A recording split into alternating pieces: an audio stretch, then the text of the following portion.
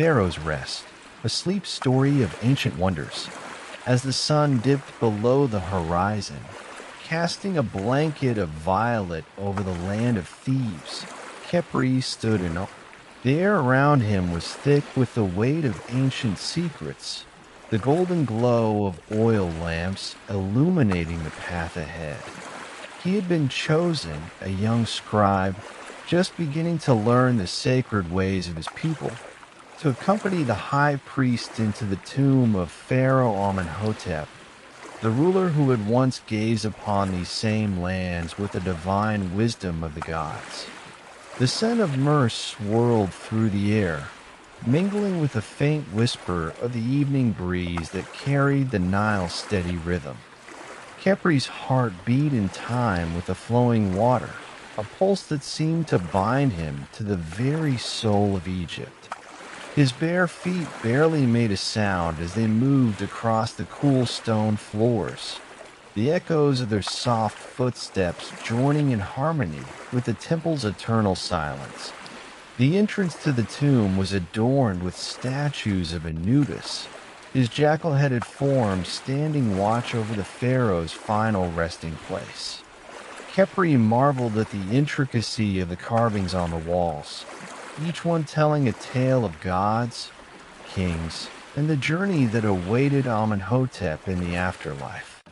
The high priest, draped in ceremonial linen, whispered an ancient chant as they made their way deeper into the sacred chamber. His voice, low and steady, seemed to summon the spirits of the past, guiding them with reverence and purpose. As they entered the heart of the tomb, Khepri's eyes widened in wonder. Golden treasures glinted in the soft light of the oil lamps, their brilliance a stark contrast to the darkness that surrounded them. Jewels, statues, and sacred relics of unimaginable worth were scattered across the tomb, each piece a testament to Pharaoh Amenhotep's power and his journey beyond this world. But it was the silence that held Khepri's attention the most. The presence of the gods was palpable, an unseen force, as if the very walls themselves were watching, waiting for the pharaoh to begin his eternal journey. He could almost feel the breath of Anubis on the back of his neck, the guardian god who would guide the king through the dangers of the underworld. The high priest knelt before the pharaoh's sarcophagus, offering prayers to the gods, his voice a soft murmur that blended with the rhythm of the Nile. Khepri stood in the shadows, his mind swirling with the weight of what he had witnessed. The world outside seemed so distant, as though time itself had frozen within the tomb's sacred walls. The flickering candlelight cast dancing shadows on the golden surfaces, making the treasures seem alive, as though they were waiting for the pharaoh to awaken once more. The rhythmic sound of the Nile continued its lullaby, a soothing constant in the night. Slowly, Khepri's eyelids grew heavy, the pull of sleep a gentle force that carried him toward dreams. As the scent of incense wrapped around him like a warm embrace, he felt his body relax, the world of the living slipping away into the embrace of the afterlife. And as the tomb grew quiet, save for the whispering shadows, Khepri knew that he was a part of something eternal, an unseen thread that connected him to the pharaoh's journey through time, beyond death, and into the waiting arms of the gods. Beneath the vast expanse of the Egyptian night, Nephra climbed the final steps of the half-built pyramid, his sandals whispering against the cool limestone. The great monument rose from the desert like a sacred mountain, its unfinished peak reaching toward the heavens. From this height, the world stretched endlessly before him, the golden sand shifting under the moon's soft glow, the distant Nile winding like a silver serpent beneath the stars. Above, the sky was alive, A sea of constellations glittered in the dark, their ancient patterns woven into the stories of gods and kings. Neferu traced them with his eyes, murmuring their names as he charted their slow, celestial dance. Orion, the eternal hunter, stood guard over Egypt. The dog star, Sirius, burned brightly, a beacon of divine guidance. These were more than just lights in the sky. They were the keepers of time, the silent witnesses to the rise and fall of empires. A warm breeze stirred the air, carrying with it the whispers of the desert. It spoke in hushed tones, weaving through the stones of the Great Pyramid, telling stories of the builders who had shaped its walls, men whose hands had placed each block with care, their sweat mixing with the dust of eternity. Neferu closed his eyes for a moment, listening. The voices of the past were always near, carried by the shifting sands, waiting to be heard. From somewhere in the distance, an owl called, its voice echoing over the dunes. It was a sound as ancient as the land itself, a reminder that even in the stillness of night, life moved in unseen rhythms. Neferu smiled faintly, his fingers brushing the worn surface of the limestone beneath him. This stone, cool and smooth, had known the hands of countless workers, each one leaving behind an imprint of their toil, their devotion, their dreams. Slowly he lay back, his body sinking into the familiar embrace of the stone. The vast sky stretched above him, an endless ocean of light and mystery.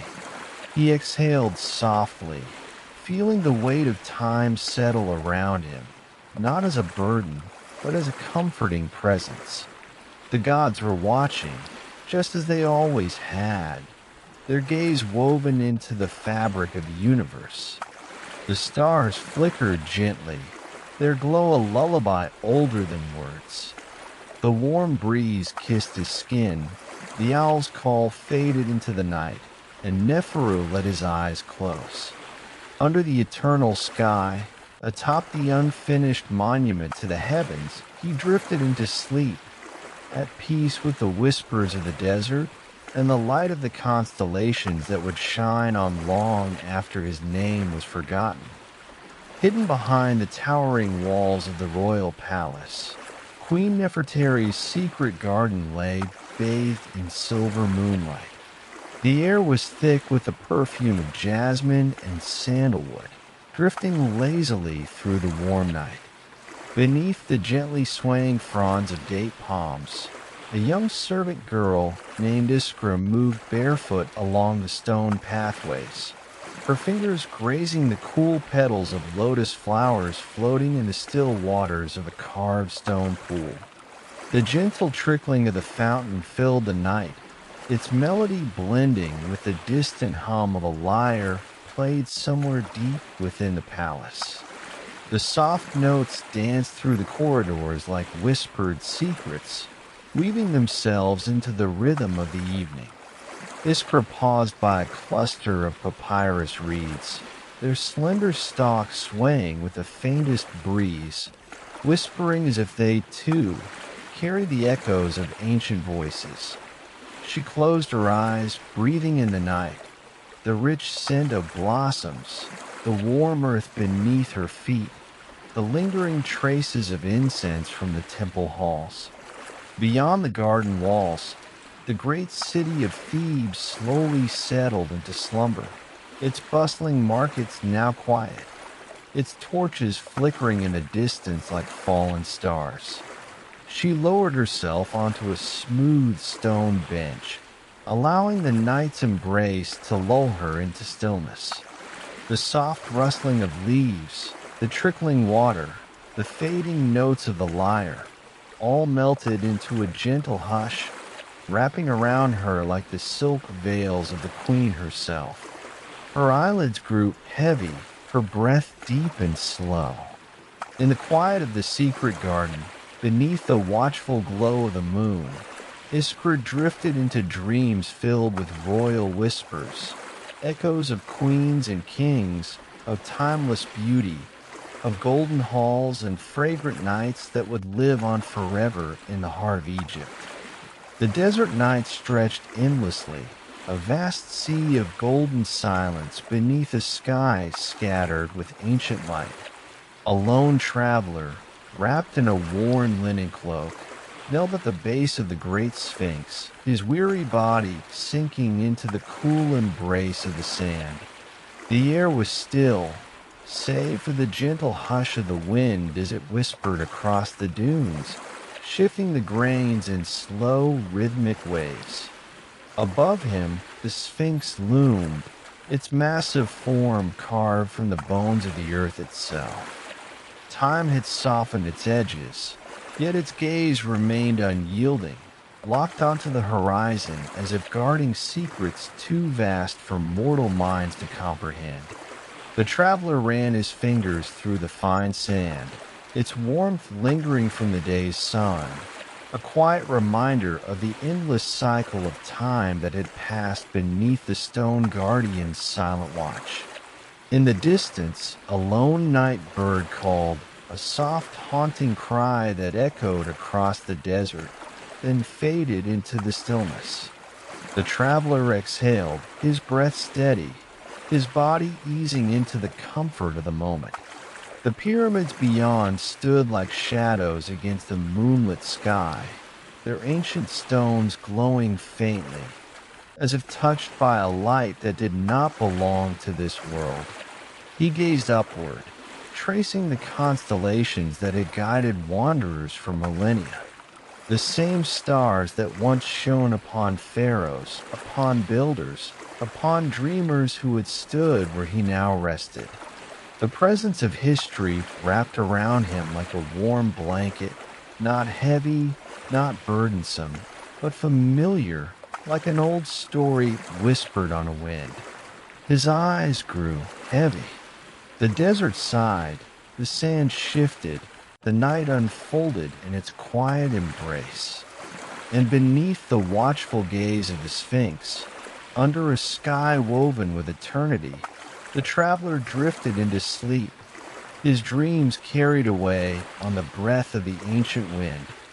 The night stretched endless and deep over the Nile, its surface a mirror of the sky, shimmering with silver reflections of the stars above. Seti reclined against the curved wooden edge of his boat, the linen of his cloak wrapped loosely around his shoulders. The vessel drifted in quiet harmony with the river's slow, steady pulse, the water lapping gently against the hull like a whispered lullaby.